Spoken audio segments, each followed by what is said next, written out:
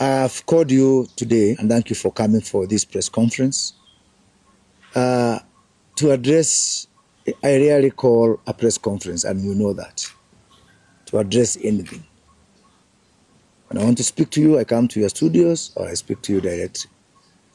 But I've called this press conference because I thought it was important to respond to some claims made by various leaders. Yesterday morning at Inoro FM, a member for parliament for Mukurweini alluded to my role in organizing violence. Few hours later, the Secretary General of DCP, Senator Medo, again in a press conference, alleged that Cabinet Secretary Kipchumba Murkomen, PS Raymond Omoro, and myself are responsible for organizing violence within Mount Kenya region. And I thought that, one, I need to call you because the media is not holding to account leaders for claims they make. The bar of proof has fallen, the threshold has fallen drastically. You no longer hold leaders to prove what they say. And there's an old dictum that says, he who alleges must prove. And so I thought because you as media are not holding leaders to account for claims they make against people, their names, their credibility, their character, I thought it's important that I call you and address this issue. But even before I address those claims, I think I really want to address myself to media. Because we are entering the season of madness, it behoves upon you guys in the media to hold every leader accountable for any claim they make. If you make a false claim about violence, it is as bad as somebody who perpetrates violence. There's no difference. And I think media owes it to us to treat everybody equally, to treat everybody fairly, and to hold leaders responsible, not only for their utterances, but for their claims. Having said that, let me say that this pattern by DCP party to try and drag my name, and they are not dragging my name, they are not saying that I'm causing violence in Kisii or Marsabit or Mombasa. Every time it's about Mount Kenya region. Every time the Honorable Rigathi Gachagua is addressing me, it is about Mount Kenya region. And for me that is sad because I'm a Kenyan and I'm a national leader. I've been a member of parliament, although elected in Gatundu South, but for the whole country. I've been a minister, cabinet minister for the whole country. I've been a presidential advisor for matters concerning the whole country. So I don't want to be dragged into that parochial, narrow, tribal prism of looking at me from the lenses of my tribe or where I come from. For me, I refuse that. That is a path I have chosen for myself. I have been on that path of tribalism before. I don't want to be popular. If somebody wants to support me because I am ethnic and I'm tribal, do not support me. Do not vote for me. I have condemned tribalism in the strongest terms possible, and that ethnic prism of looking at things. Why? Because I am a father, and I don't want to imagine that the country that I'm going to bequeath upon my children is a country where they are going to defend themselves on the basis of tribe. I think that is something that is overtaken by events. Having said that, let us look at these claims in their own right. How can I, Moses Kuria, a son of Mount Kenya region, organize for violence against my own people? How? How unfair would that be? And you know why they are saying this? They are saying this, one, to destroy my credibility. They have tried to brand me as a traitor, all sorts of possible among my people of Mount Kenya region. It has refused to stick. Now the latest bogeyman is on violence. And I'm speaking on violence because I've been here. I was there in post-election violence. I was there handling the IDPs. Some people, like Rigathi Gachagua, have zero experience in this country. A man who joined provincial administration as a DO and retired as a DO. Zero promotion. Such a colorless career. How can you compare him with me? Somebody who has had a checkered career locally and internationally, gone through grades, gone through promotions, And therefore, I must live to recording of the benefit I have of experience. But I forgive him for that. What I cannot forgive him is for trying to drag my name into matters of violence. At all. It will not wash. And my suspicion is that there's something sinister that the DCP party is planning. Something very sinister around the Gen Z,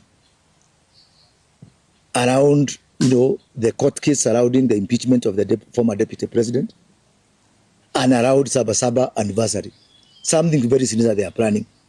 But I want to tell them, and I want to assure them, that peace-loving Kenyans are not just about to gamble with the future of our children and our nation. Not at all. I have reported this matter to the security, and I've gotten the assurance that our security for all those events that I have mentioned is going to be fully alert, and we are going to deal ruthlessly with any person who is trying to put the lives and the safety of our people and our property at risk. Again, because we are a country that's led by our constitution and by the law, we ask for equity and equitability. And I dare say that the only region that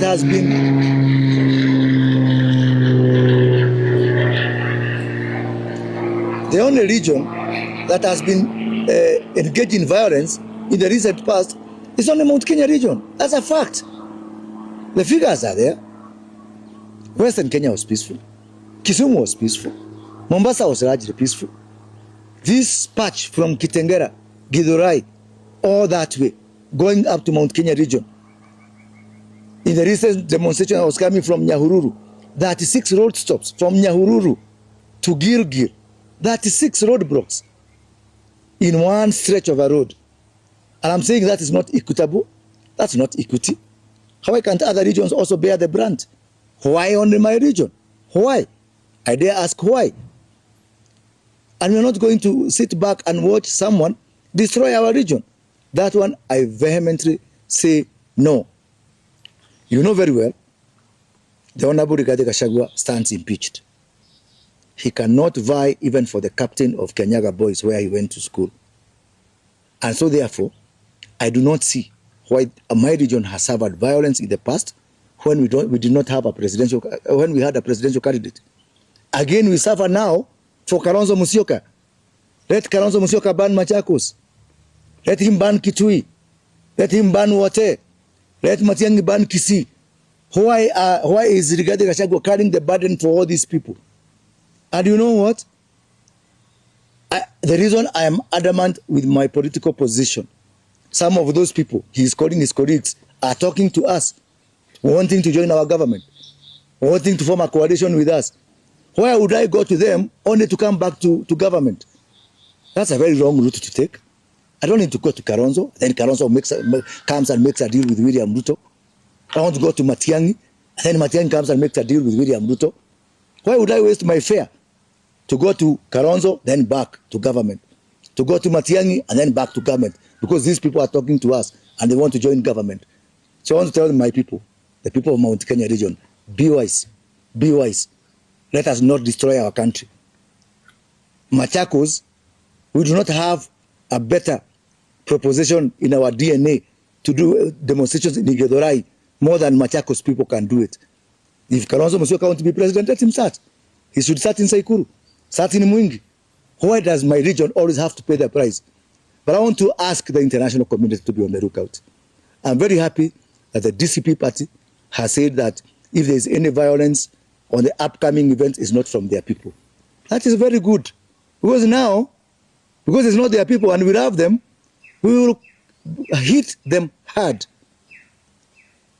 If anybody tries to cause loss of lives, damage to property, it is because by now we know they are not DCP people. They have said they are not their people. So if we, act swiftly and hard and with all full force of the law on anybody causing disruptions to life, to property, on the upcoming events, then they should not cry because they are not their people. They are saying that people don't go for demonstrations. This is a very good license to us to use whatever means possible to protect lives and to protect property. And I am now a politician. They can attack me for all they want. They can drag my name to everything that I have been doing consistently. But I really want to ask them, please kindly, Cabinet Secretary Kipchumba Murkomen may not be able to address you the way I'm addressing you today.